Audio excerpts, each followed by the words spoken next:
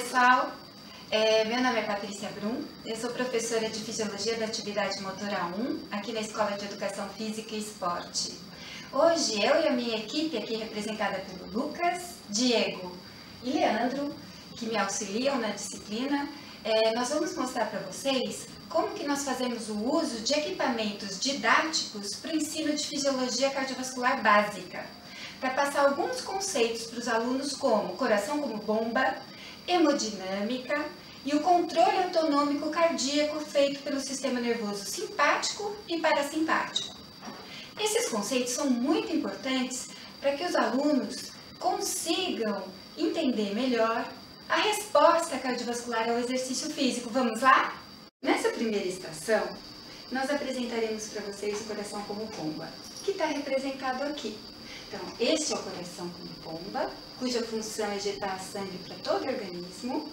Só que representado aqui, a gente tem o lado esquerdo do coração, tá? Como a gente pode ver aqui nesse coração maior. Então, aqui nós temos uma representação do músculo esquelético, que auxilia no massageamento das veias e retorno de sangue venoso ao coração. E esse sangue chega no átrio esquerdo, ele passa para o ventrículo esquerdo, que quando contrai, bombeia sangue para todo o organismo. Aqui vocês vão ver, né, essa reguinha aqui, ela reflete a pressão arterial e a gente vai ver o deslocamento de água nessa coluna, representando o comportamento da pressão. Aqui nós temos a veia e esse meu êmbolo, o movimento do êmbolo vai mimetizar o quanto de sangue está sendo ejetado pelo coração. Tá ok? Deu para entender? Na nossa primeira manobra, o movimento do êmbolo vai representar o volume ejetado de sangue, né, pelo coração. Agora vamos ver o que acontece com o volume ejetado, ó, nessa situação controle. O músculo contraiu, auxiliou no retorno de sangue venoso ao coração. Então agora nós vamos começar a encher esse coração. O êmbolo se movimenta e vocês vão ver que o coração, a bexiguinha ali, o ventrículo esquerdo está aumentando. E eu vou ejetar esse sangue. Vejam que a pressão não sobe muito nesse tipo de manobra. Essa é a nossa situação controle. Muito bem. O que nós vamos fazer agora?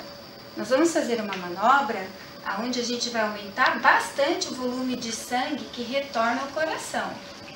Tá? Imitando aqui, por exemplo, um exercício físico, de contrai, relaxa na bicicleta, tá vendo? Isso enche mais o átrio, tá ok? Vamos ver agora o que acontece. Eu vou encher mais o ventrículo esquerdo em diástole. Olha como o êmbolo aumenta mais. Isso vai resultar no quê? Num volume ejetado maior. Olha aqui o êmbolo, tá? E a minha pressão não aumenta tanto. Mais ou menos como antes, um pouquinho mais. Muito bem. Essa manobra, ela é conhecida como um aumento da pré-carga. O que seria pré-carga? É a força ou carga exercida no músculo cardíaco no final da diástole, onde ocorre um estiramento das fibras. Pode-se dizer que a pré-carga se refere à quantidade de volume sanguíneo do ventrículo antes que ocorra a contração do coração. Isso acontece quando a gente deita e levanta as pernas ou quando a gente faz um exercício na bicicleta. Vamos fazer a outra situação, uma situação onde nós vamos mimetizar um vaso rígido, como um vaso de um hipertenso. Olha. É um vaso mais rígido, é um vaso que pode ter uma luz menor para passar o sangue.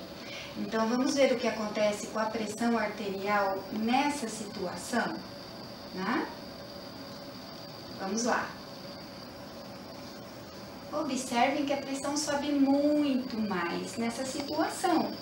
E que situação é essa? Essa é uma situação onde nós temos a pós-carga aumentada. A pós-carga é a dificuldade, tensão ou estresse na parede do ventrículo no momento da ejeção do sangue, ou seja, na sístole, no momento de contração. E que outra situação nós podemos ter uma pós-carga aumentada que não seja de um vaso de um hipertenso? Pode ser durante um tipo de exercício? Sim. Por exemplo, um exercício de agachamento, onde a tensão gerada nos músculos comprime os vasos da perna, oferecendo um aumento de pós-carga ao coração. Entenderam? O próximo conceito que nós vamos revisar é o conceito de contratilidade cardíaca, que é a propriedade do músculo cardíaco de se contrair independente da pré-carga ou da pós-carga. É muito influenciada pelo sistema nervoso simpático, que quando estimulado faz com que aumente essa força de contração. Em situações de estresse ou em situações, por exemplo, no nosso caso, de exercício físico. Olá pessoal, meu nome é Leandro Brito, eu fiz meu mestrado e meu doutorado aqui na Escola de Educação Física e Esporte da USP e no momento realizo o meu pós-doutorado aqui na escola. Nessa segunda estação, representada aqui nesse sistema, que dá uma ideia de um sistema circulatório fechado, onde nós temos aqui essa pelinha aqui de medida de pressão representando o nosso coração. Nesse outro ramo dos vasos aqui, a nossa artéria aorta. Nesse outro segmento, representando as arteríolas. Nesse outro segmento aqui, representando os capilares e vênulas, né? E na sequência aqui, os vasos de coleta, as veias.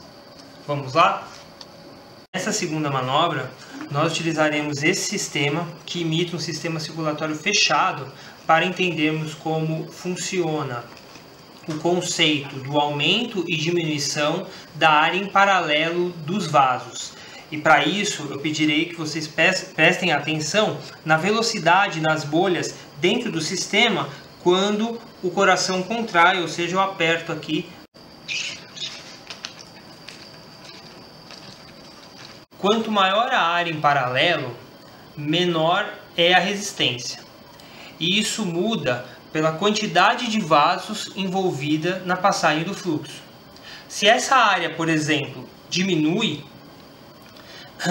por um impedimento da vasodilatação, como quando ocorre quando eu faço um exercício de musculação, no caso um agachamento, a resistência vascular aumenta. Se o fluxo sanguíneo não muda, ele fica mais rápido. Nós vamos mimetizar uma situação dessa agora, quando eu ocluo duas das arteríolas, dividindo a passagem do fluxo pela metade. Aqui, utilizando os meus dedos, travando a passagem do fluxo. Vamos lá?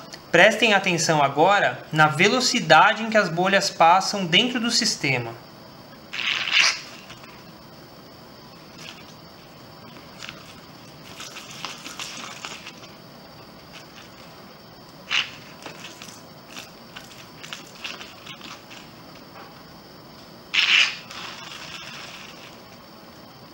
Bom pessoal, meu nome é Diego Salles de Oliveira, fiz meu mestrado e meu doutorado atualmente que faço na Faculdade de Medicina da Universidade de São Paulo. E nessa terceira estação, a ideia é demonstrar aqui o que acontece com a frequência cardíaca quando a gente está no meio líquido. Então antes de começar aqui, a gente vai pegar a frequência cardíaca basal e a pressão arterial do Lucas, em um aparelho chamado finomíter. Esse aparelho, em azul, a gente vê a frequência cardíaca de repouso dele e em vermelho a gente vê a pressão arterial.